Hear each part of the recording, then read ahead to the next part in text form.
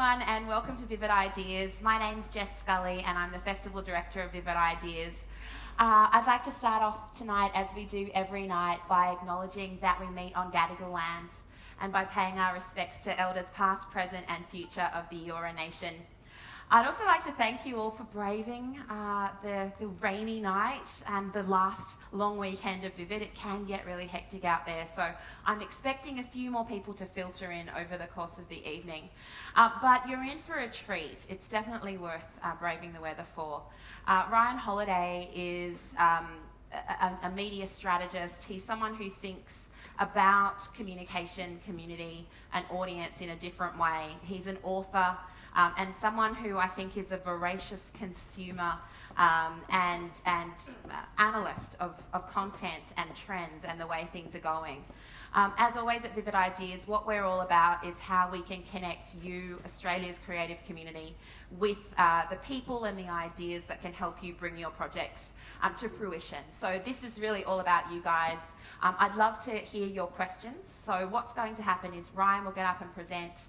Then we'll take your questions either via Twitter using the hashtag VividIdeas or in the room on some microphones. So without further ado, I'd like to welcome our special guest star, Ryan Holiday. The internet is full of liars, cheats, and charlatans who want only one thing: your attention. Page views and publicity control what you think you know. From stories on the internet to the news on TV. The system is completely defenseless. Manipulators like me spread lies and generate fake outrage daily. If you were interested in media manipulation, here's one way. Start small. Send your story to a tiny personal blog from an alias email.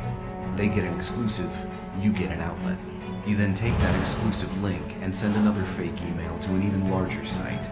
Like links in a chain, you move your story along to larger and more influential sites.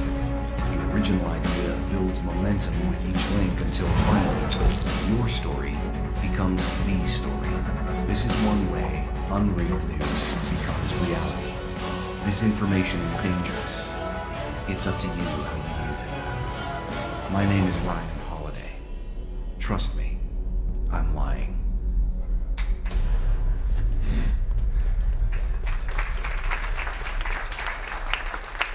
So the bad news is that video makes me look much cooler than I actually am.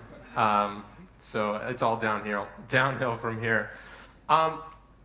So a smart man once defined a racket as something that is not what it seems to the majority of people.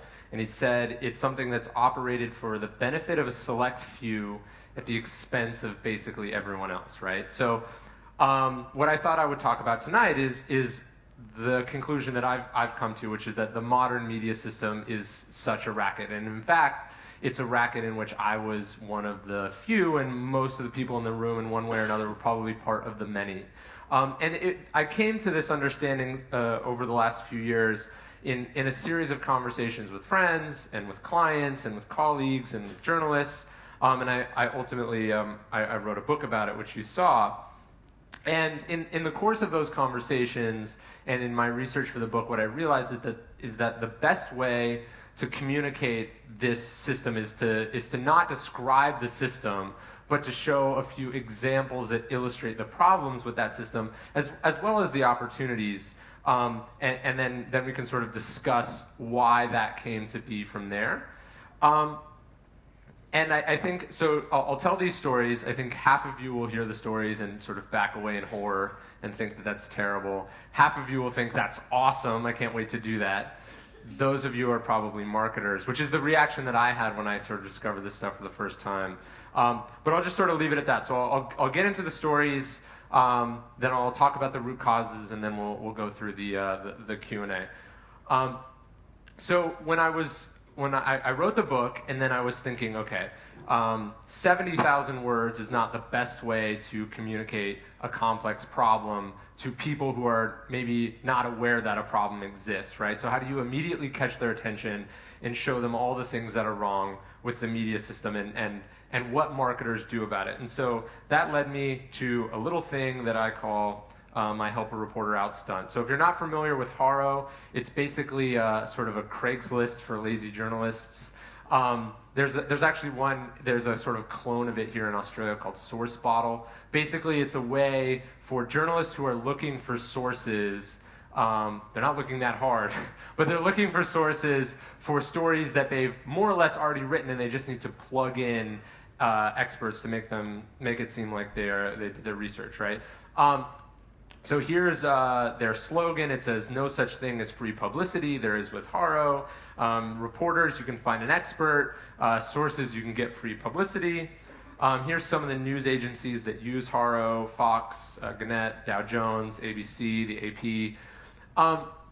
And so what I decided I would do for the book is I would be the expert source that these reporters were looking for in topics that I had literally no expertise about whatsoever.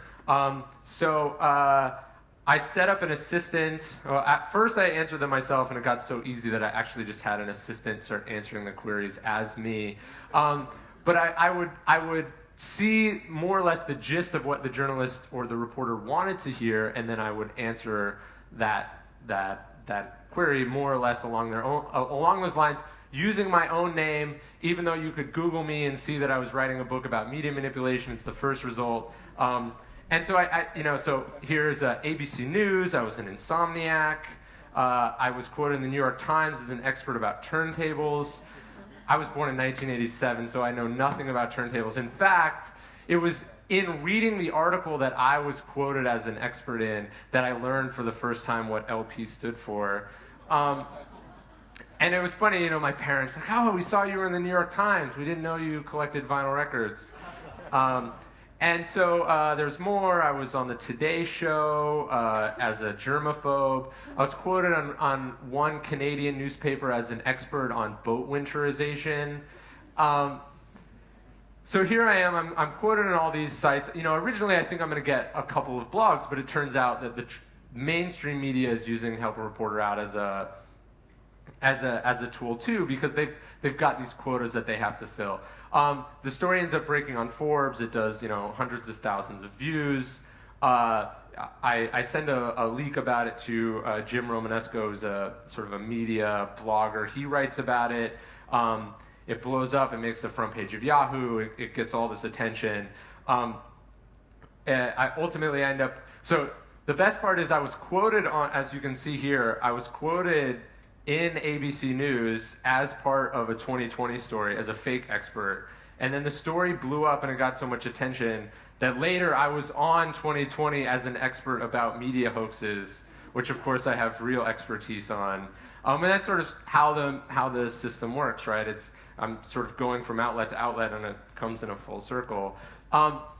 I end up debating the host of, of course, my theory is that there is no positive use case for this tool whatsoever other than helping journalists who have sort of fallen asleep at the job. Instead of calling a record store and asking to talk to someone who's actually bought a vinyl record, they're just throwing out a query. They're like, "Hey, man, do my job for me." So I'm saying that this embodies all of the problems of the media system and how easy it is for marketers and self-promoters to sort of get themselves out there. I end up debating the host or the founder of Help a Reporter Out. Naturally, he's quite upset that I made such a mockery of his service. But this is one of my favorite things ever. So we're doing this Skype debate. This is John Janst on the left, on the far side, who's not me. Who's sort of a really good marketing expert, and was sort of the ethics of, we're talking about the whole stunt. But when you're on Skype and someone's like moving around too much and the internet connection starts to freeze? Well, so that's Peter in the middle, and he got so angry, he's yelling at me in the interview. He's jabbing his finger in the thing, and then it freezes like this for like 5 minutes. So I'm laughing because... Why is he mad? I'm showing that the emperor has no clothes, so to speak, right? I'm showing not only is there this huge problem with the system, but they know about it and they let it happen anyway. And in fact, so obviously I'm banned from Help a Reporter Out almost immediately, and then I just sign up the next day with a different email address, and it's back to business. So that was the Help a Reporter Out stunt. You can see it got all sorts of coverage, 75 plus media outlets, millions of page views. I made the front page of the newspaper where I was living at the time in New Orleans, twice actually. And the total cost of this was $0. It was a little thing that I was doing for the book and ends up blowing up. I remember some reporter was asking me about it, and they're like, this is going on your tombstone, right? And I was like, I probably should have thought about that before I did this, because it was just like a little thing that I was trying to make a point about. But anyway, that's sort of example number one. Number two, I'll talk about sort of two campaigns I did with American Apparel. One, on purpose, sort of showing some of the opportunities. Another one maybe a little less on purpose. So this is an ad we ran about 2 years ago. Our creative director in New York, she kept seeing this striking older woman in her neighborhood where she lived. And she ends up approaching her and she says, hey, I think you're really beautiful. I'm the creative director in American Apparel. I'd love to use you in one of our campaigns. Of course, this caught the woman by surprise because most of her models are very young, but it made sense. They end up doing this photo shoot. Lots of great photos, and the creative director comes to me and she says, okay, what can we do with these photos? Obviously, people are a little bit skeptical on it. We can't do this huge campaign, but it would really be a shame that no one would see it. So we end up buying, let's see if I have another photo. Okay. We end up buying $1,500 worth of ad space on one website called I think it's actually advancedstyle.blogspot.com. Just a blog in the US. It's a fashion blog, but it exclusively takes photos of striking older people who are very well dressed, mostly on the streets of New York City. So $1,500 worth of ads. We put this ad and about 2 others on the site. And then I just send one email to a reporter that I know at fashionista.com, and the story just totally blows up. This becomes American Apparel's newest ad campaign, American Apparel's big new ad campaign. It gets all sorts of media attention. So this is our newest model, talking about how old she is, but how smart the campaign is, how much they like it, how it's interesting. Here, just this one story gets 2,000 Facebook likes.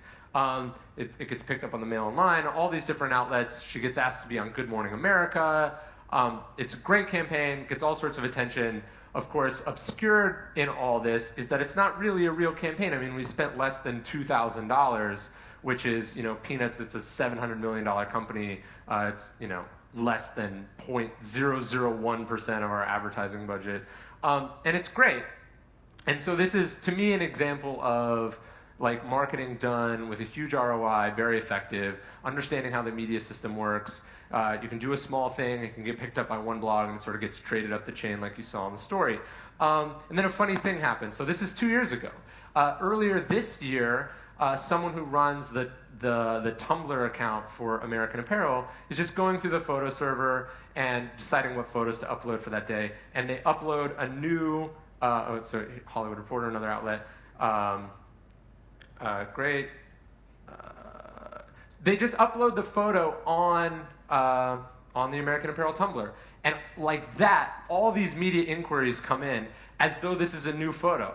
So here it is. Let's see if you can see a date there. Okay, so here's July 2012, and then here's Fashionista, the same place that broke the original story, writing about it again in on January 31st, 2014, as though this is a totally new campaign. The collective memory of the internet is so short that they don't even know that they're writing about they're breaking the same news for the second time. And it's even less of a real campaign this time. It's literally just a photo on Tumblr, which is great. This is what happens when you. To me, this is evidence that there is a science to virality, because here's the same story going viral twice. But to me, it's hilarious. Here's $1,000 campaign that's now blown up bigger than things that we've spent millions of dollars on. It gets all sorts of attention. It's really fun. She's like a celebrity for the second time. Ironically, even though 2 years have passed, oh, they don't have the date in here. 2 years have passed. She has not aged, so that's great for her. And then a third campaign, this one, I don't normally have this in my talks, but since I'm here in Australia, I'll talk about it. So If you're not familiar with American Apparel, we have a somewhat controversial reputation. We court that controversy, oftentimes deliberately, but what has happened as we've become a target, various organizations and media outlets, so here's, in this example, here we are trying to create a conversation deliberately, and it worked quite well. But other people see how that works, and they sort of do it themselves about us, sort of using us as a vehicle to make a point or talk about whatever they want to talk about. So I don't know if you guys are familiar with the Advertising Standards Bureau here in Australia. I don't want to be too blunt because I'll probably get the company in trouble. But basically, it's a pseudo-government, sort of self-regulatory agency that lords itself over advertising, basically gets to arbitrarily decide what is and isn't okay, and then people comply because they don't want negative publicity about that from this organization. So about 3 years ago, maybe 4 years ago, the Advertising Standards Bureau here, based on a single complaint, decided that, and you can see the writing here, an in-house advertisement on American Apparel's website was too suggestive and sexualized. What they mean by an in-house advertisement is a photo on our website. So not on an Australian website, a photo on AmericanApparel.com was somehow deemed under the purview of this organization. They issued a ruling, they put out a press release, and now all of a sudden American Apparel has to respond to this claim that we are somehow violating decency standards. So it gets a bunch of press here in Australia. You can see, I think Mumbrella broke the story. Basically, the ASB puts out this press release. They lock up a few exclusives with different media outlets, and they trade the story up the chain just the way that we did. And it looks good for the person issuing the press release, for the organization. It sort of increases their power. It's this sort of feedback loop. So here's the ad. This is actually an employee in one of our stores in Melbourne. We tend to use employees and friends of the company instead of professional paid models. It's sort of our system. And then a couple things happen, right? This story gets picked up in the Sydney Morning Herald. It's breaking all sorts of, it gets all sorts of traffic. It's old, so the Facebook shares and stuff have been reset. But here's what's really interesting. So here's the Sydney Morning Herald, supposedly a reputable newspaper. This is the photo that they have. Not only is it obviously not the photo that we were actually deemed to be too controversial, this is just a random collection of images that they took off Google Images. And this one here on the bottom where she has her leg over her head, that's just some random photo that a person put up on the internet that American Apparel never took. In fact, we hate that photo and we think it looks terrible. It's just this editorial from like a small magazine in Huntington Beach, California that uploaded it. And for whatever quirk from Google, people who don't do their research think it's an American Apparel ad. And so we're constantly having to talk about it, and it breaks stories, just like the Jackie ad. It's like every year it like resurfaces as this new weird American Apparel ad. She's holding a beer, it's sort of cut off. But here's the Sydney Morning Herald just grabbing random images off Google, and now this is being associated with the company, and it's sort of part of our reputation. So it gets all sorts of more press, controversial advertising. Here it is again. This also happens in the UK. They have a similar advertising standards. I think it's the Advertising Standards Authority. There was one where they said it's inappropriate nudity. This is also, believe it or not, at the time, a fairly high-level executive in the company. She did sort of overseas expansion for us. Obviously, she was cool with the photos, or she wouldn't have allowed them to be taken. We have to issue a press release. It's because they're accusing us of, at least the ASB in Australia is just saying it's sexualized imagery. They're making some other heinous claims that I won't even repeat because then I have to deny them. So anyways, why does this happen? Well, the economics of the news creates these problems. This is a function of how the media system works today. A way I sort of explain this to people is, so take the New York Times, like 25 years ago, any newspaper based in the sort of last legacy, like the heyday of legacy media, right, before the invention of the internet. They print one newspaper a day, or on television they have only so many, even 24/7 cable news, there's only 24 hours of programming in a day, right? They can't add any more programming. And the way a newspaper works, there's only so much space. They can only print so many stories. And so it creates sort of a buyer's market, right? They have, they see themselves as gatekeepers. There's all this information. What you see in the newspaper is an edited down version of that newspaper. They take that role as a gatekeeper somewhat seriously. And so if they write about you, they're doing you a huge favor because there's all the number of other people that they could have written about, right? So you change that to online media. The sort of media is free, supported exclusively by advertising. They can publish an infinite number of articles, right? And every additional article that they publish is a couple more pennies of revenue, right? So basically, when they write about you, they're sort of doing themselves a favor, right? Or you could argue you're doing them a favor if you do interesting things that allow them to do coverage. But they have this insatiable need for content, right? And this direct self-interest to write and publish as much as possible, even if the facts don't necessarily support it, right?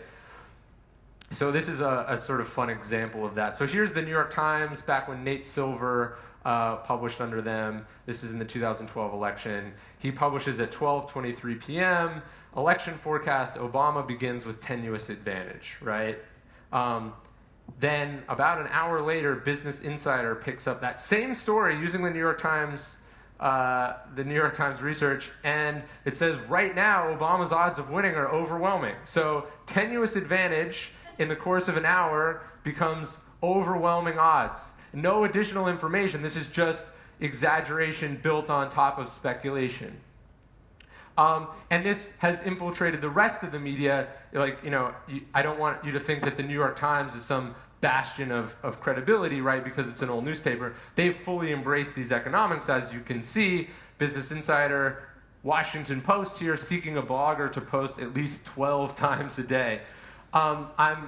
I've done a fair amount of blogging in my day, and I can tell you that after post like 3 or 4, you start to run out of stuff to talk about. It becomes very hard to churn out 12 posts every day.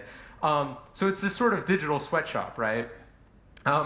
This is a great quote on the business model of the Huffington Post. It says, "Picture a galley rowed by slaves commanded by pirates." And so there's this insatiable need for content, and they'll take from anywhere and everywhere to get more and more and more. So Reddit is a great example of sort of a filter or feeder site. When I talk about trading up the chain, it's like if you get something going on Reddit and it's popular there, it gets sort of the vote of the crowd, gladiator style. It can get picked up somewhere else. So I was doing a talk about 6 months ago, and I'm on Reddit before the talk, and I see the #1 story on Reddit is lightning last night blew the bark off this tree. It's like some random guy uploaded a photo where like the tree is completely stripped bare by lightning, and like 8 minutes later I go on Gawker and here's the story: what a tree looks like after being stripped naked by nature's fury. And that does, within a few minutes, like 15,000 page views. So they're just looking everywhere for content. They just, the more they publish, the more money they make, right? And so that leads to all sorts of negative things for brands and celebrities, all sorts of endless amounts of speculation. Feds question rap mogul about whether Diddy has sex with young boys. That's not the kind of speculation that you want, as you can imagine.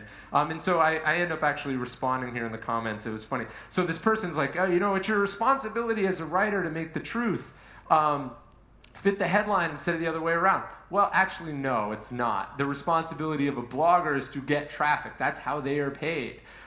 So here, what this person is doing is reporting on what someone else is reporting as a way to sort of distance themselves from taking ownership of a fairly injurious claim, right? And so this is upsetting, but it's how it works, and I want people to understand that. And there was a debate on Gawker a few months later about another story that went viral. It was like a big hoax. And they were talking about how, this is the founder of Gawker there, Nick Denton, and he's saying, the internet will provide the remedy to its own sickness. Truth will prevail over trivial virality. And here's the editor-in-chief of Gawker responding to his boss on Twitter saying, if and when that happens, our traffic will crater. So when the truth prevails over trivial virality, the business suffers, right? That's alarming. On the one hand, as a culture, as a marketer, it can also be quite fun. So here's a stunt that I did with one of my authors last year. His name's James Altucher. He's a finance writer. He was self-publishing a book. It ended up becoming a bestseller.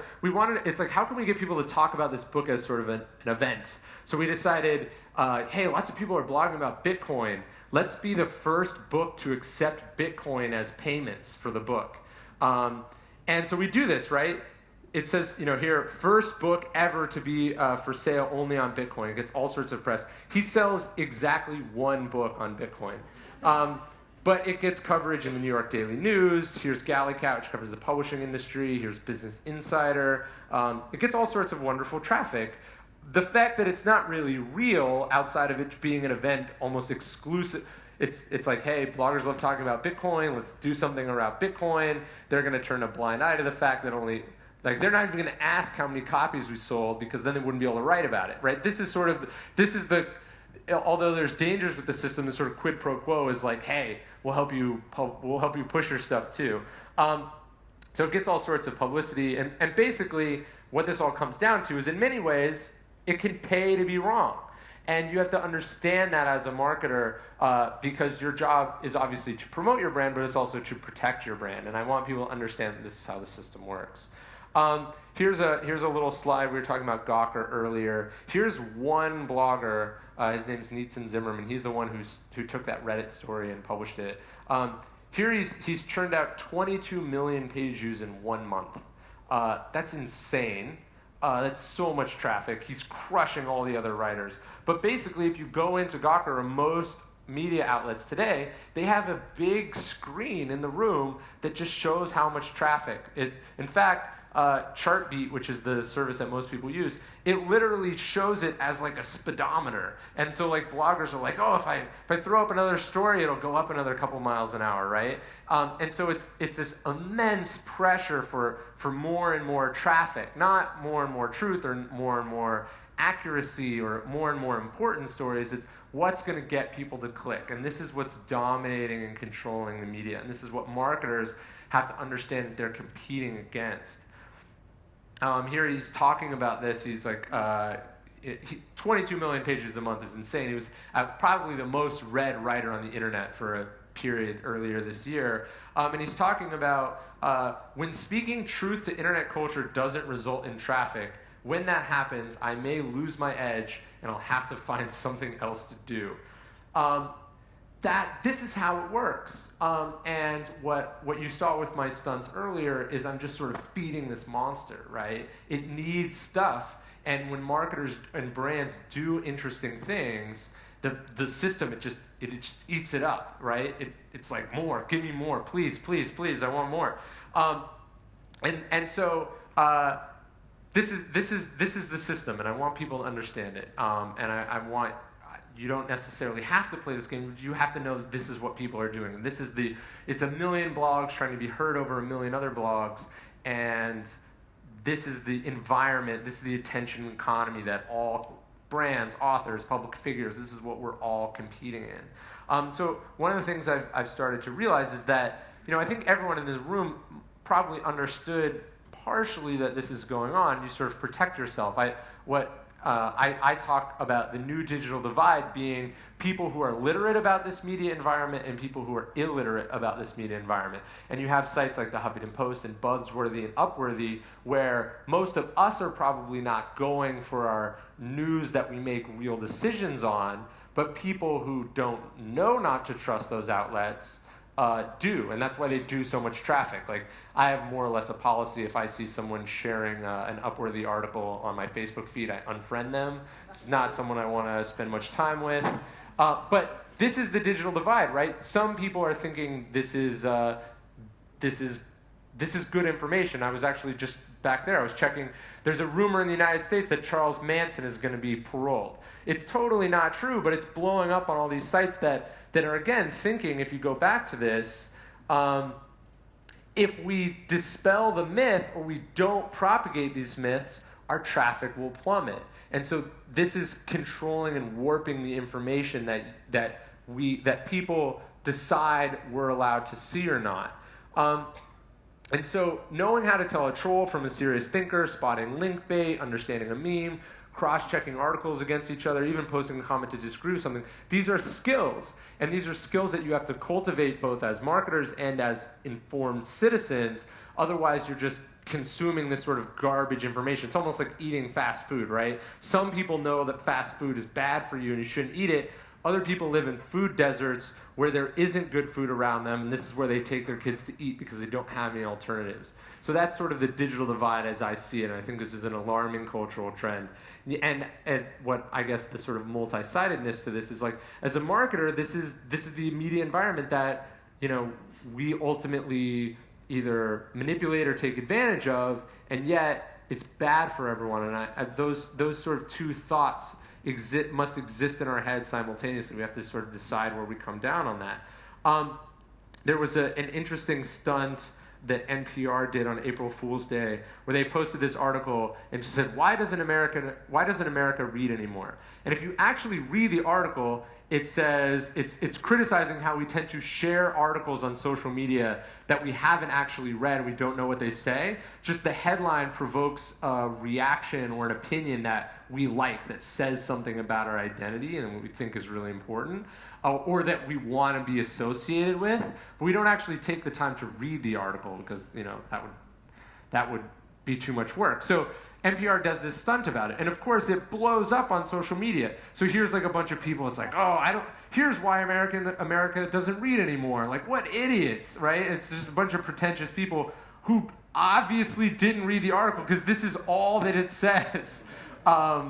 And so to me it was this great example of, someone referenced earlier in one of the things about internet culture eating itself. This is a good example of that.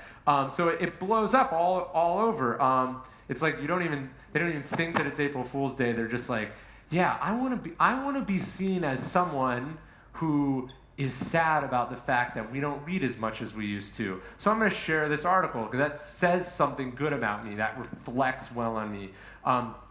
College Humor, which is a big site, their CEO did an interesting talk where he was saying how they've actually found that it's less about how funny a video is and what type of funny it is. So it's like, if they do a funny video in support of gay marriage, that will do better than a really just objectively funny video, because there's less people who want to just share something that's funny, or just sharing something that's funny is not as strong of an emotion or reaction as showing how smart you are for being a supporter of gay marriage. And so it's about finding the things that evoke or say something about our identity. These are the powerful forces. There was a really good study by Jonah Berger. He wrote an excellent book called Contagious, but he analyzed 7,000 of the most viral articles over a period on NewYorkTimes.com. Right? Those are the most emailed articles, like right on the side. You know, you see like the 5. And what he found is that it was the number one predictor of virality was the degree to which it provoked an emotion. And so it's not like, oh, does sad news work better than happy news? It's about the valence of emotion that it evokes. So valence just means like the degree to which, right? And so what they found is the number one predictor of virality of all the high valence emotion is anger. So the number one predictor of virality is anger. And you can think about it. I'm sure we've all been there. We're like, this article pisses me off so much. I want everyone to see it. Or like I'm so mad about this. Like, how could this be true, right? So it's crazy to think that the paper of record in America has a direct financial incentive to publish articles that make people angry because it gets more traffic, which sells more ads. This is the business model of the media, and it's very alarming to me. But as a marketer, you have to understand, if you're pitching the New York Times about something you're doing, it's not the persuasion involved in that is less about whether it's good or interesting or important or significant, but it's what's like you've got to understand what the reporter is thinking about is, how are people going to react to this on social media? How are they going to want to share it? Is this going to, so, an article that makes someone really, really angry, super viral. Article that makes someone like kind of angry, not as viral as something that makes people really, really, really, really happy or really, really excited or whatever, right? It's extreme emotions are what the media is, or sort of the strings that the media is pulling on. So, sort of bring this full circle a little bit. This is a comic from a thing called Frank Leslie's Illustrated Weekly, and this was published in 1912, and it was an editorial cartoon talking about the yellow journalism. And I talked earlier about this monster that you're feeding. Well, this goes back in history. We were just seeing the cycle repeat itself. So here's someone talking about how the yellow journalism is this giant beast, and this guy, if you see him, he's a businessman who's throwing money into the mouth of the monster in the form of advertisements, right? So he's sort of subsidizing this giant monster, and then it's like destroying factories, and it's wreaking havoc on everything. So in my book, I was reading, people don't know this, but Upton Sinclair, who wrote The Jungle, which is the expose of the meatpacking industry in the early 20th century, the next expose that he wrote was about journalism.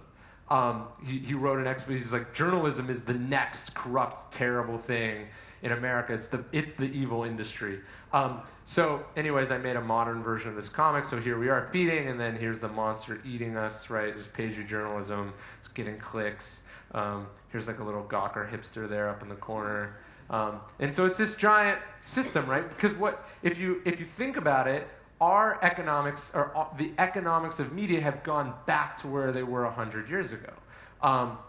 Yellow journalism, papers were sold not by subscription the way that we think about them. They were sold by newsboys on busy street corners who were yelling. It's like you see in the movies, like extra, extra, like war is declared. I have a slide sometimes, it's not in this one, where I sort of compare like 5 of the worst, like clickbaity headlines.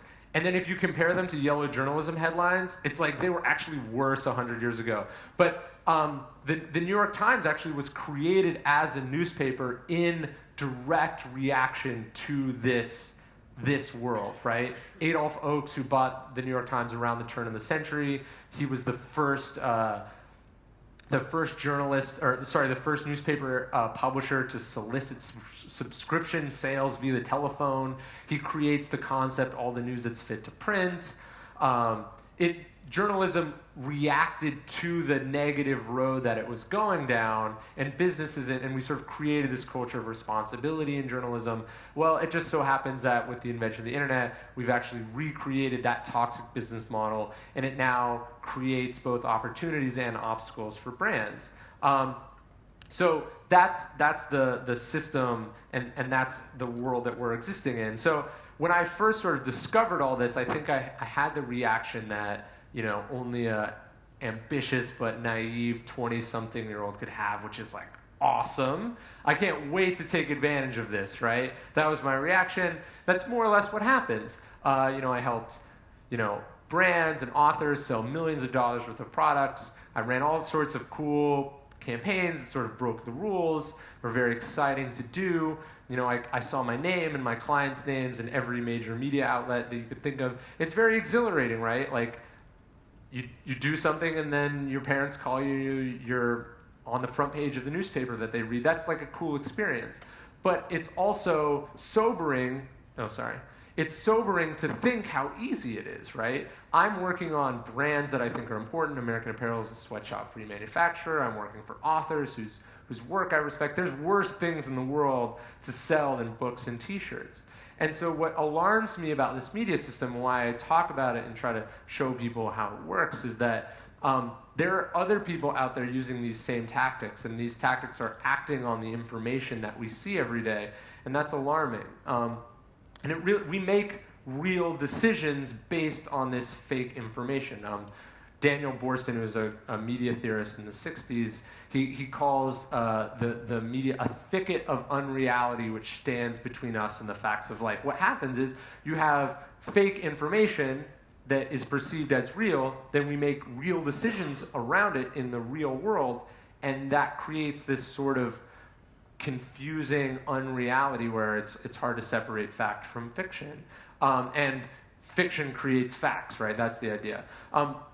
So when I talk about this information, it's not to say like, hey, you should do exactly what I did, you should take advantage of all this, although maybe you need to, maybe it's the only way to break through the noise of your product, but you should understand that there are consequences to this system, and that ultimately the book for me was sort of a cathartic process to share what I've learned, to share what I think is going on, to say like, look, this is the game that's being played. You've got to figure out either if you want to participate in it, you got to figure out how you can protect yourself from it. You know, most of what I do now for marketing is sort of protecting myself and my clients against, you know, maybe more of the third example, which is where a sort of fake controversy is endangering a brand. But ultimately, the information is yours to do with what you like. I'll answer all the questions that you have about it. I sort of like to end my talk, if you want a chapter of all my books, if you just email this address, I'll send it kicks you back an automatic thing. You can sort of see what I'm talking about. And yeah, thank you. Good job. Thank you, Ryan. Let's Of course. have a seat and All right. do a bit of a Q&A. Which one is me? Wherever you like. All right, I'll take this one. Wow. We know how to give you uplifting Friday night fare, don't we?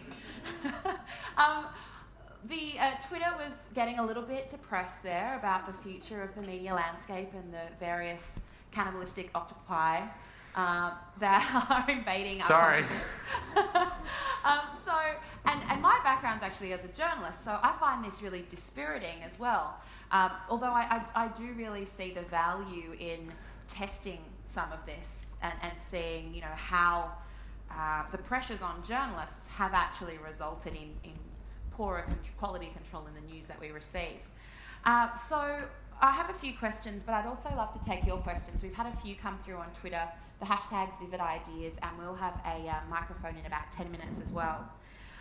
So you talked about the attention economy, which I think, you know, is the perfect way to describe what we're living in. Valuing people's time is so crucial because that's really what advertisers are paying for now. So there's that tension between the hype of kind of getting people in one time and then the trust element of keeping them engaged for a long time. How do companies and journalists and media, how do we balance that? Sure, yeah. Well, what's crazy is that there's only attention is a finite resource. We only have so much, right? And it's not like we've gotten more of it. And yet there's an ever increasing amount of things that are competing for that attention. So it's like, what I say is, like, part of the reason everything on the internet is extreme is because, like, porn is only one click away, right? So it's like your thing has to be more interesting than watching porn for most people. And that's a fairly high burden to get across, and that's very scary. Part of the reason that the media system exists this way is because although attention is highly valuable, it's what these brands sell to, it's what media publications sell to advertisers. They don't really have a direct, like, if I buy a newspaper or I subscribe to a newspaper, there's an exchange in value. I give them money, they give me content, and if their content is disappointing a week in a row or whatever, I'm going to unsubscribe. Well, if you're not paying for this media, you're the product that's being sold. Right. So they don't care about you. They just care about getting you to click, and then it's almost like high frequency trading, right? They throw up a crazy headline, they get you to click, and then they've immediately sold it to someone else. And so I think part of why I wrote the book, I want to talk to people about how you have to value your own attention. Like, it's your finite resource. You're not going to get any more time, and if you're giving it away too cheaply, it's not in your interest to sort of fall for these things. And I want that literacy. I talk about the digital divide. I want that literacy to be higher. Frankly, it sets the bar higher for media outlets and for marketers and all that stuff. So it's a kind of a boycott, divestment, sanctions approach to getting better journalism. Yeah, my theory was, look, I'm going to expose how all this works, so maybe people have to change a little bit. Yeah. On the media for a moment, you talked about the toxic business model that currently exists, and that this is cyclical. Both disheartening and reassuring because we got around it the first time. Yeah. What do you see as the solution? You know, we talked about I loved that quote that the internet will fix itself. It kind of, I mean, that's optimistic. Yeah. So what are the solutions, do you think?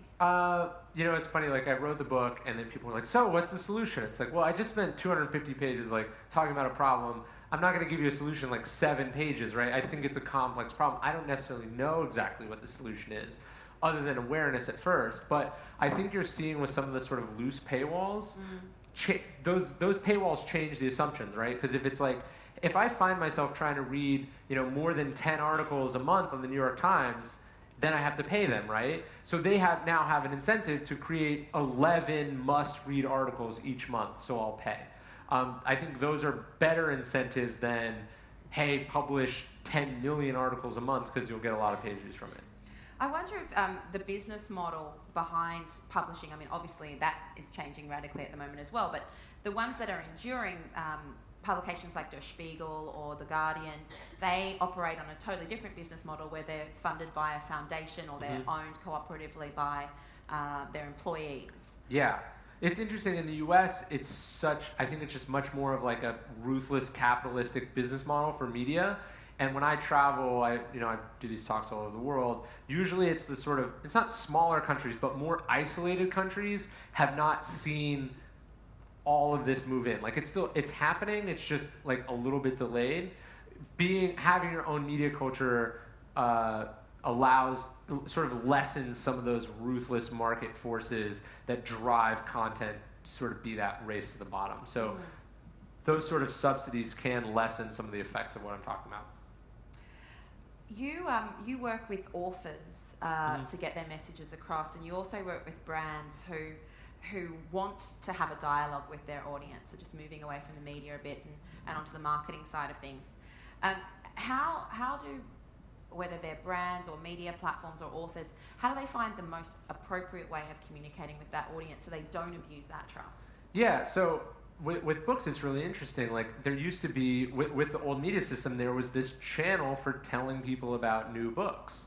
And there was, frankly, a lot fewer books published each year. So it was easier to break through the noise. And a lot of authors got very used to a world where they would go off into a cave for a year or 2 years and write a book and then hand it into their publisher. And then they would go write the next book and someone else would take care of the marketing. And that's not how it works anymore. It's like everyone has to be their kind of chief marketing officer. And that's really hard for authors because like they just don't think that that's their job. So the marketers, the authors that sell lots of books now have built their own marketing engines. They have email lists, they have social media, they understand how to do things to get attention. So when I was showing that thing with James Altucher, he's like, okay, my book's not going to get reviewed in the daily news. How can I do something that gets me coverage in the daily news? Or I've seen my own publishers, they remember a world in which media outlets would pay to excerpt chapters of a book.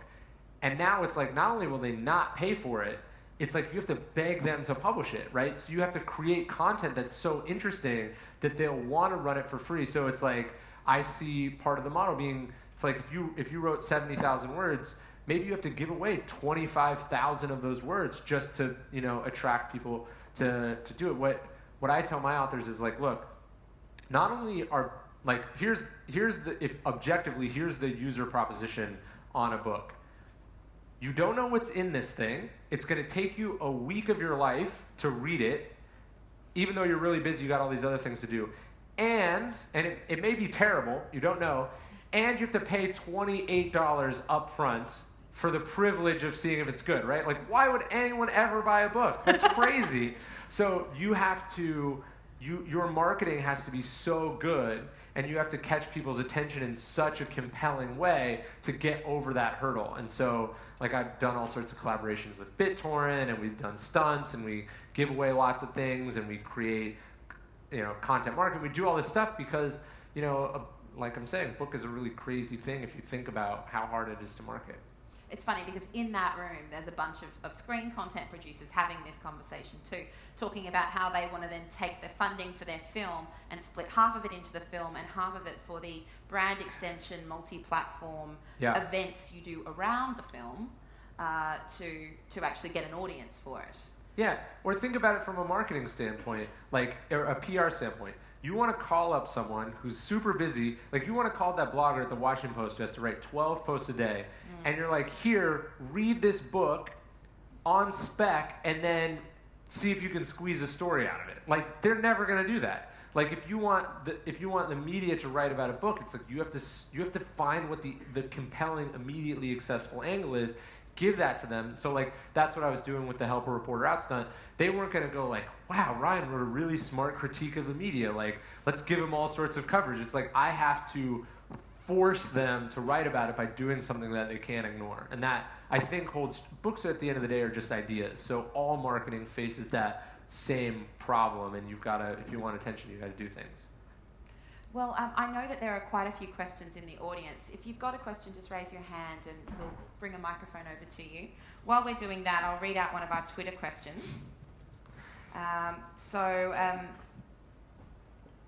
Just one moment. How does your stoic mindset, so you've just written a book about stoicism, and we'll talk about that in a minute. How does that fit with marketing and media manipulation? Do you think it's healthy? Do I think it's healthy? Well, I wrote the book. It's an expose, right? I'm obviously not satisfied or happy with how this works and what it means, and I felt like I was in a position to communicate that to the public in a way that other people weren't. So it's been interesting to me to get this feedback. People are like, oh, like people want me to be this like perfect messenger, and I'm not. Like, I'm conflicted, I'm somewhat contradictory, but I'm willing to be honest about how it works. So to me, that's very congruent with the philosophy. And I wrote the book primarily because I didn't like the direction that was going, and I sort of extrapolated out. It's like, okay, I'm doing it for these products, like what comes next? Like, I don't want to know what comes next. I want to do something else. So that's why I wrote the book. I think, I hope that answers the question. Yeah. We'll take this question here. Yeah. Yeah, awesome. Thanks for talking tonight, Ryan, and love the new book, The Thank Obstacle you. Is the Way. I'm addicted to the news, and I really struggle with virality versus the truth, and it's really, really difficult for me. Imagining I was a news corporation, a news outlet, what advice would you give me to really fight against the virality and be able to give quality news and still get revenue that will make us sustainable?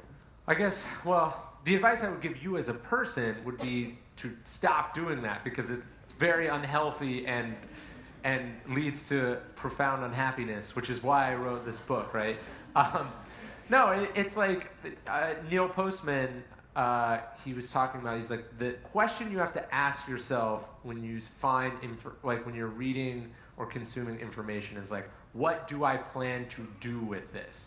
If the answer is nothing, you should question why you're consuming it, right? It's like, if you're watching the news because it's entertaining, like, trust me, there's better entertainment out there. It's like watching crappy sports or something. It's like, I'd rather watch a rerun of Seinfeld. I learn more about the human experience from that than from this, like, terrible trash that gets published every day. So I tend to find, like, following the news, there's actually, Alain de Botton has a new book out called The News. Yeah, that's what I'm Yeah, it's really good. It might be worth checking out. But I think I would question the worth of following the news in real time, unless you're like a hedge fund manager or something. Like, if you're not making actionable decisions on a daily basis about this information, just step back and say, like, I'm going to consume it at the end of the week after it's sorted itself out a little bit. Part of what I'm talking about how it's like someone breaks a hoax, and then that gets 2 days of coverage, and then it turns out it was a hoax, and then that gets 2 days of coverage. It's like, just read the summary at the end of the week. You don't need to follow this in real time. Like, life is short. Don't waste your time. Like, don't waste your time on this stuff. That's what I would say. Yeah, thanks, Ryan. Yeah. But having said that, when you make something an event, you have to be aware that Bitcoin is trending. You have to be aware. Sure. So it's not about disengaging entirely from media. Right. Like, I consume media, I just try to consume it intelligently, and I also try to work with people who could do some of that trend following for me, and then I'm thinking about it more on like a strategic level. Okay, thank you. Over here. Okay. Hi. Hi. How you going? Good. Good. This is way too big for Twitter. BBC seems very well reasoned in its production of news. However, when I compare Russian news on Ukraine to that of the UK, I think propaganda. Today I watched dying women bombed on the streets of Donetsk in Russian platforms and read about fascism. And compared this to German and American reactions of pro-Russian expansionism. How close is BBC News to Western propaganda? And where do we go for a more objective point of view, crossing cultural and linguistic boundaries, if anywhere? Do we need a new cross-checked bridge? Sure. Well, I mean, look, I think you want to question all news for its sort of propaganda-esque leanings, especially in Russia, right? So I wouldn't give them a pass either.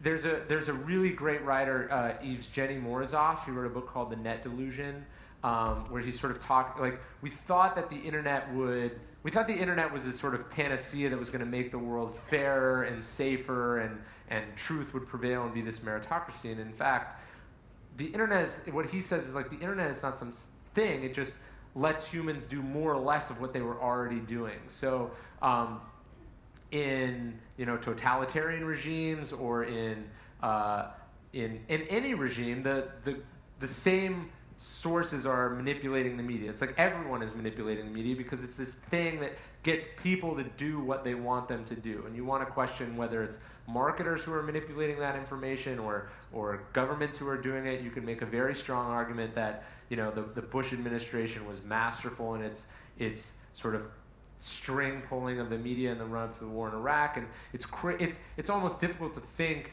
about what we thought in 2003 and how different our picture of the same world is now. I'm not sure if there's any sort of like luminaries that stand out as being like, this person is totally exempt from all the problems that I'm like, this source is amazing and totally trustworthy and all this other stuff is trash. I think these economics run through all media at this point. And look, media 25 years ago or 50 years ago wasn't perfect either. All media has a problem. Ultimately, it's on you to, I guess, it's like this stuff has been externalized on us. Like it's on us to question everything that we see and question the decisions that we're provoked to make based on that information. I have a question in the front row here. Ryan, thanks for that talk. I also feel as well, I've come to the realization that I'd rather know about how the system works to be able to create more cool and epic projects than see the ones that are already out there and all that noise. You talked about Jonah Berger and Contagious and you referenced the 7,000 articles and anger being the strongest emotion that was most likely to be viral. What are your thoughts then on, say, journalism then versus, say, video and YouTube, where anger may not necessarily be the strongest emotion to go viral when you look at like Gangnam Style or what does the Fox say and things like that, or even cat videos? Sure. Like if you look at what's interesting is I wrote the book sort of before BuzzFeed was what it was and before really the advent of Upworthy. What these sites are just pulling different emotions that are equally. It's like, look, all emotions on the spectrum are equally viral. It's just that anger is usually a very high, like it's like cuteness is like, oh, that's cute. Like anger is like, I'm so mad, right? So that can be a stronger emotion.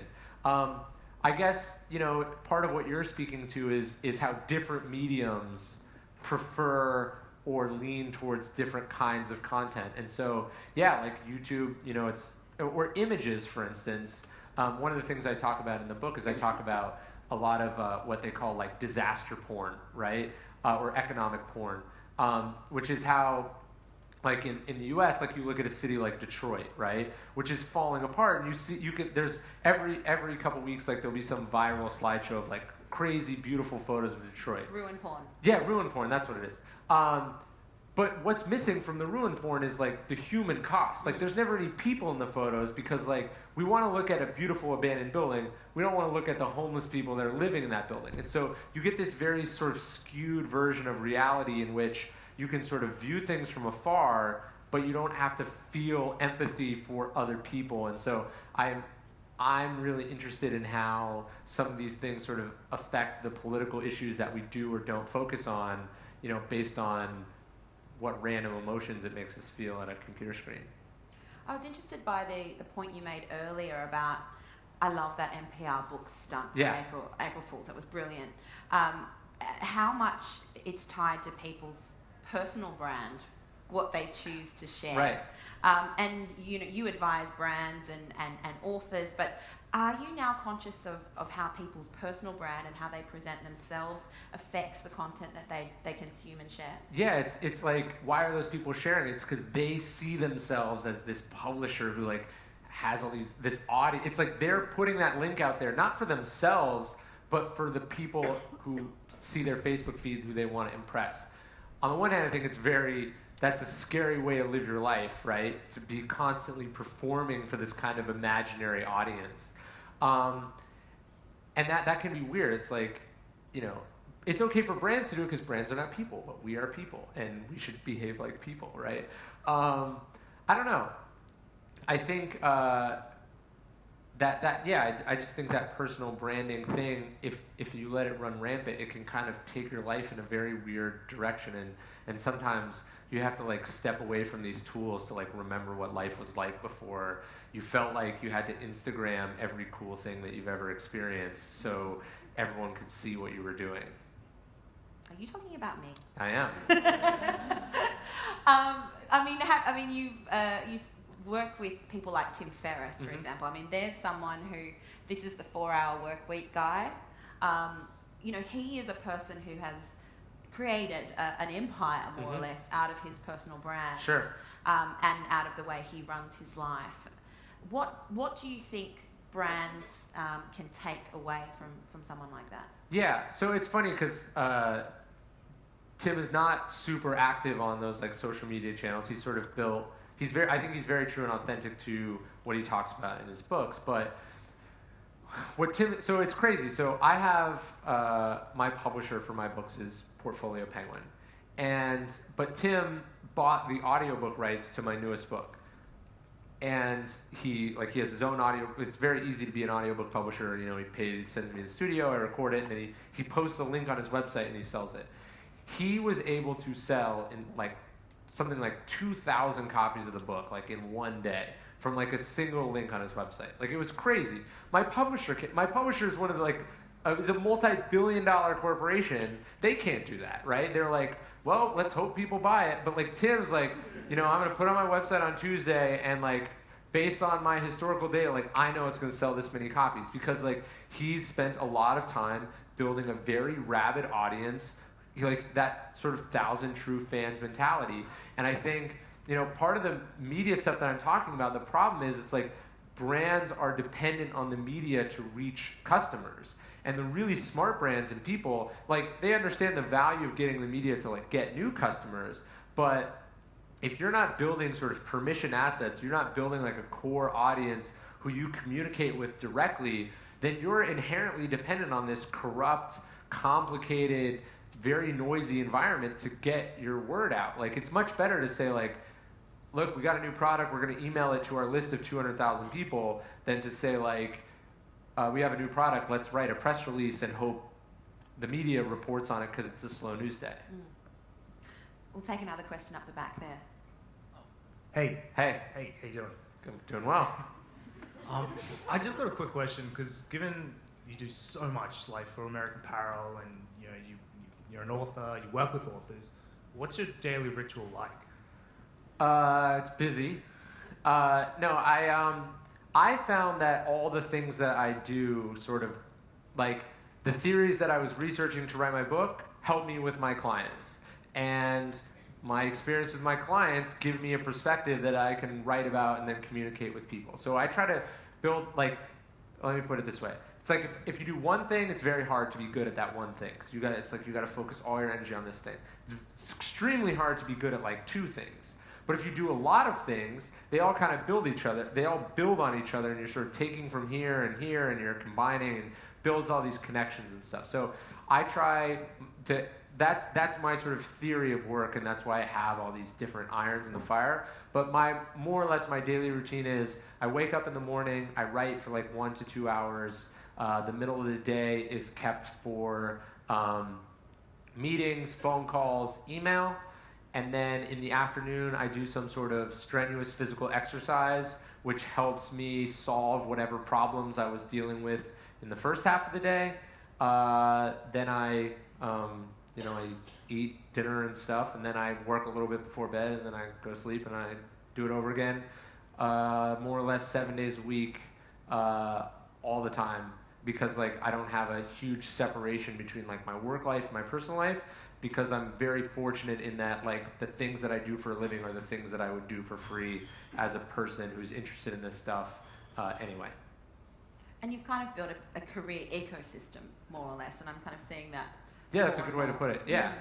Where, you know, what you do is what you write about, and then how you feed yourself intellectually with the philosophy, because you read a ridiculous number of books a week, I've heard. Yeah. Like not 7 or 8 books no. a week.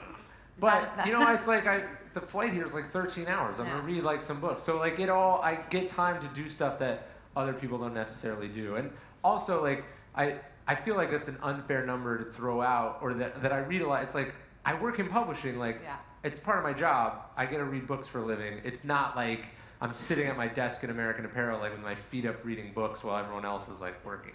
You know, it's a little different. You probably shouldn't try that at your job. Of the American Apparel office, and we'll take one last question at the back, please. Hi. As a media expert, you're better able to judge the trustworthiness of an article than the average person. Maybe. Do you think that there's a future maybe in media curators, online media curators, that can sort of cut through the nonsense? Yeah, look, the blogs that I do read, the things that I like, are usually sort of single person things where the person, like where their sort of personal brand and livelihood is based on trust and on filtering. So I like Maria Popova, who does brain pickings. I think she's amazing. I like Felix Salman. He writes for Reuters and a couple other sites. Jason Kotke's really good. I like bloggers. I like bloggers and people who tell you what, like who do the filtering for you. And I think one of the ways to, sort of consume media smartly is to use other people sort of as there's like this not great, because it's actually terrible if you think about it, but Eisenhower was talking to Stalin about these sort of minefields that the Red Army had managed to just go through like super fast. And he was like, how did you do it without like losing all your tanks? And he's like, oh, you just send the troops in first, which is terrible, but that's how my media strategy is. Like I let other people sort of take the landmines, and then I just sit back and like read after all the chaos and carnage has ensued. That's very gory. That was much gorier than I thought it was going to be when I started. There's a lot more porn and war in this than I expected. We can actually take a few more questions. I was getting a bit crazy with the time. I just had a question. I think what you've said reminds me a lot of going to like a telecommunications company and this amazing amount of indifference with the news. Whereas I guess historically the news should be about informing, but this is the reverse of that. It's making me indifferent. Just hear your ideas on. So what's the question? It's not really a question. Okay. Yeah. We'll take that as a comment. All right. Comment. No, it's more just like news should be about informing, but Yeah. what you've talked to me about is more like I don't give a shit now. There's that much indifference out there about news, and if I can't trust it, I become indifferent to the quality of the news. Yeah. So you're not encouraging apathy, are you? No. I guess what I'm sort of showing you how the sausage gets made, and then you can decide how much sausage you want to eat. I try to eat very little, having seen, but the choice is yours, Know your sausage. This is another question from Twitter. What are 3 quick things marketers can do, I suppose that any of us can do, to increase our knowledge of media manipulation? What are some ways to tell? I mean, I think what I'm talking about is sort of how you increase your knowledge about it, but if I was to say, like, what are 3 things that companies should do about all this. I think one is you have to intimately understand your space and the sort of patterns that your specific media industry operates in. Like, I'm always so stunned when I deal with companies and they're like, they just have no idea, and then it comes as a surprise that someone writes something negative about them. They don't know the landscape at all. It's like they were just sort of blissfully unaware. Like, I don't think that works. I think if you want coverage, you have to do interesting things. Like, my sort of thing is like, if you want to be in the news, you got to make some news up. Like, you got to do interesting things. I think that's very important. And then I think too, you have to have a longer view of all this. You can't be so, just like a human or your everyday person shouldn't be consuming all this real-time information. With American Apparel, I got a crash course in how everyone on the internet, supposedly could be talking about this thing and they're so pissed off. And you're sitting at your desk reading it and you start to doubt everything and you're like, we're going out of business, it's terrible. But then if I would like leave and just go into one of the stores, it's like all the customers are there, they're buying stuff, like they're happy, they're loving the clothes. Like you got to remember the internet is kind of this echo chamber, and you've got to balance, monitoring what's going on there with what's going on in the real world, and understand that, like what I was saying with the Jackie ad, it's like all these people are talking about what an amazing ad campaign, and then here I am, it's like we're congratulating ourselves, we're saying it's so good. Like 2 years later, they're just writing the same story again. Like obviously nobody remembers it. It's not, you got to remember how quickly the system is turning over, and don't get too depressed and don't get too proud of yourself either. I was interested in how you talked about the controversy that arose from that Australian ad.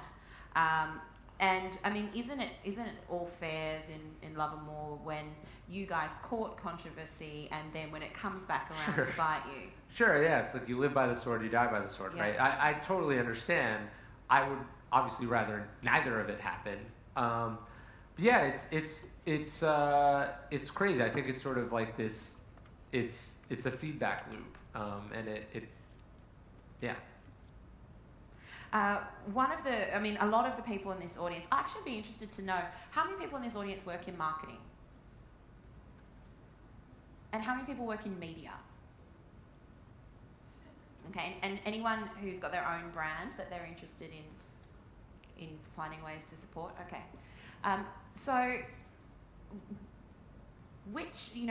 how do you convince, if you're a marketer working for a client, how do you convince people to take a risk or to have an authentic voice or to kind of launch in their own direction rather than kind of courting media and using PR? Yeah, we sort of talked about this morning. It's a process built on trust, right? So it's like you don't start with this huge, super ambitious, crazy thing. It's like showing how you can do this tiny thing and how quickly that can lead to some results, and sort of building an understanding and a tolerance of this new system. And then you sort of let that data speak to its, like for me it was like the American Apparel. It's like, hey, we have this blogger feature this piece, and all of a sudden it sells way more product than the amount of clothes that we send to Vogue and all these other big magazines. And then that data allowed us to build a program that works and builds relationships with these things. So you start with a small risk and you build up an appetite for that risk over time. I particularly liked the Article 8, the Proposition 8. Oh yeah, Prop 8, yeah. Prop 8. American Apparel, I guess it was a bit of ambush marketing perhaps with the Olympic Games. That's... yeah, so Prop 8 was an anti-gay thing that happened in America and California. So we did a huge campaign for the repeal of that proposition in California. But the Article 8 was the other. But it's the same thing, yeah. So there was obviously in the Sochi Olympics, Russia has a sort of terrible sort of anti-gay agenda, and there was this, but this is all in direct violation of the Olympic Charter, which is sort of to treat people like people and not discriminate. So we participated. We were sort of one of the underwriters of that program. So it's like, I think what people forget is like, yes, the American Apparel ads can be very provocative sexually, and that's what the Advertising Standards Bureau was upset about. But we've done tons of super provocative advertising campaigns that had nothing to do with sex. Like sex sells, but so does a lot of other stuff.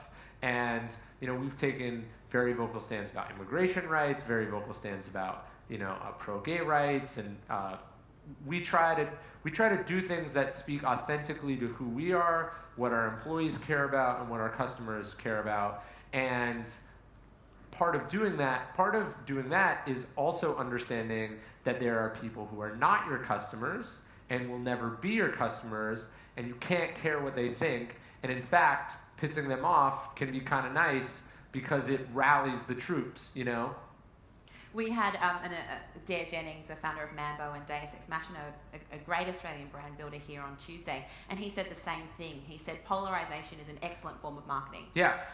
Because it's not just what you're for, but also what you're collectively against. Mm-hmm. Do we have another question here in the middle? Oh, over here and then down there. Hi. I was just thinking about you being upset with the media cycle, but also thinking about everyone becoming their own brand. Do you think there's some hope in the sense that people are learning how the media works because they're going out trying to get Facebook likes, because they're trying to get retweets, or Instagramming everything that they do, that eventually this may awaken some people to how news media works as well?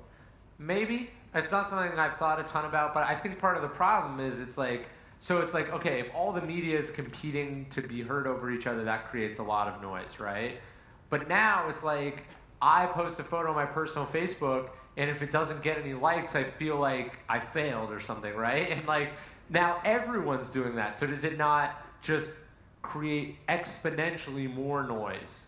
And is now the media not deliberately trying to create content that you will post, that will get likes? It's like, I don't know. To me, it seems like an endless race to the bottom, but perhaps it could also, one of the, sort of offshoots of that is some increased literacy.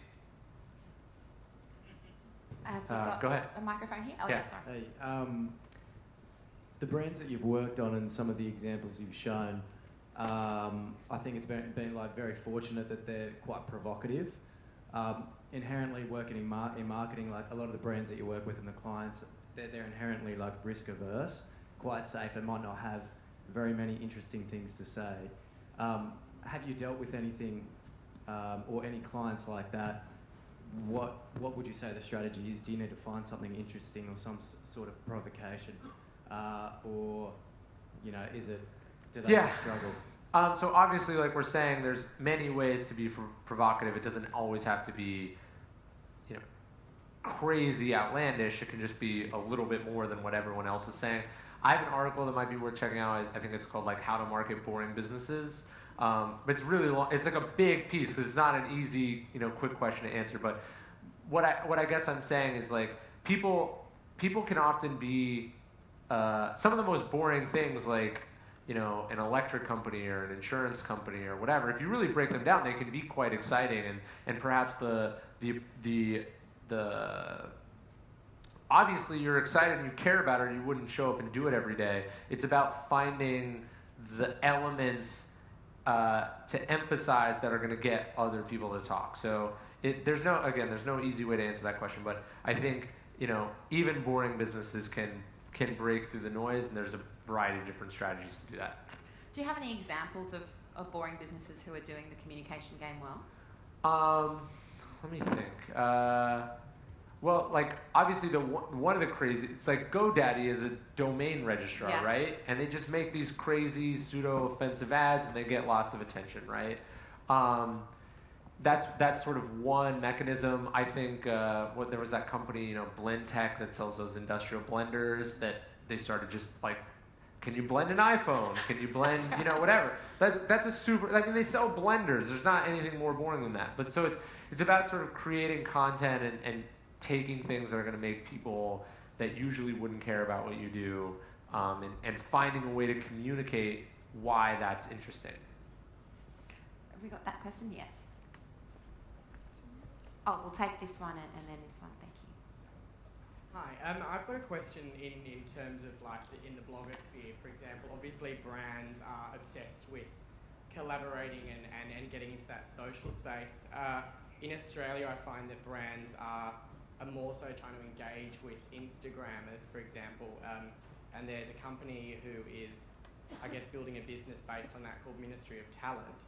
I would just like to see your views on where you see this, I guess, this field of marketing and collaboration going, and do you think it's got a shelf life? Yeah, so, I mean, I think it's got a shelf life because I remember the first blogger that we ever dealt with in American Apparel would have been like 2007, we reached out. And now some of these people have, they had 10,000 followers and we thought there was a lot, and now they have 10 million, right? So I think on the one hand, yes, there was a lot, it was sort of this land rush at first, and some of that excitement has died down, but the reality is there are bloggers and personalities that have an immense amount of influence over their sort of small niche. And if you collect all those together, it can be huge reach. I'm usually reluctant to outsource. It's like, if you think those people are influential, you should have a direct relationship with them, where you've sort of brought them in some way, you've collaborated with them. Maybe this is just because American Apparel is a vertically integrated company, I'm usually averse to middlemen. And so it's like, if you're paying someone to pay someone else to represent your product, you have a tenuous connection between them at best. And it may be more effective to just like buy traditional ads. But if you can find people and build a real connection and an affinity between what they do and what you do, that can have a huge impact. Is there still value in that individual sort of, ambassador? Yeah, I think there is. It's hard to scale it, right? But I think sometimes people they try to do these huge, big campaigns when it might just be, it's like, look, we send this to this person and we send this to this person, and understanding that at the end of the day, like, it's all adding up to, real robust sales. What's the alternative? Is like, because I see this with books. It's like, I'm an editor at the New York Observer, and they have a room in the office that's just where they put all the books that publishers unsolicitedly send to them. And then once a year, it gets like sold to a used bookstore and they throw everyone a party, right? It's like, so the alternative to this, building influential connections with people is the shotgun approach, where you're just throwing this stuff out there and most of it goes straight in the trash. So it's obviously not a perfect system, but what we were doing before was, not exactly effective either. We can take this question here now. Hello. Hi. I have a question. There is a kind of black PR, which is like a negative message for attention. So if this black PR is still PR, which topics are taboo? Which topics are taboo? It depends on your specific industry. Obviously, there's like sort of big taboos that culturally we decide, there's racism, there's things like that obviously you don't want to go anywhere near, but it all depends on your specific industry and what you're selling. What's taboo for, American Apparel, for example. What's taboo for us? For American Apparel products. I don't know. Trying to think. Obviously, it's not fun when someone like sues you for something, right? That's not been fun to deal with. It's not fun when the ASB is like accusing us of inappropriately sexualizing images. And obviously we reject that claim, and we think what most of the. It's funny. I guess this isn't totally answering your question, but it's interesting to me how, as a society, to go to American Apparel, sexual images that are authentic and real, that are not photoshopped, are somehow beyond the pale. But it's like, if you take a woman who is already beautiful, like a model, so she's already more beautiful than most people, then you basically turn her into a computer-generated image you're using professional makeup artists, professional lighting. You fly them to some tropical, unrealistic location. Then you Photoshop the crap out of it. That's not offensive, right? That's just how that's most.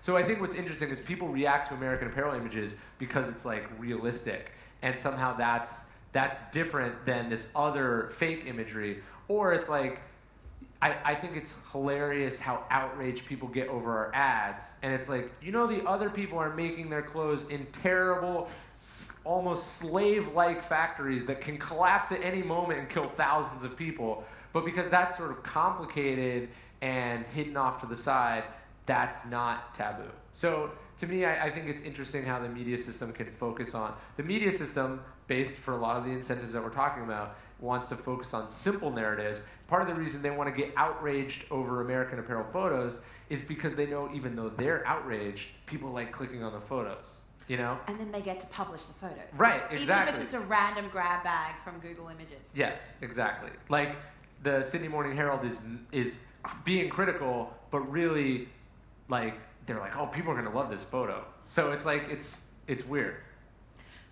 So you've written a number of books, and your new book, which is just coming out here, is called The Obstacle is the Way, and it is about Stoicism, as we mentioned earlier.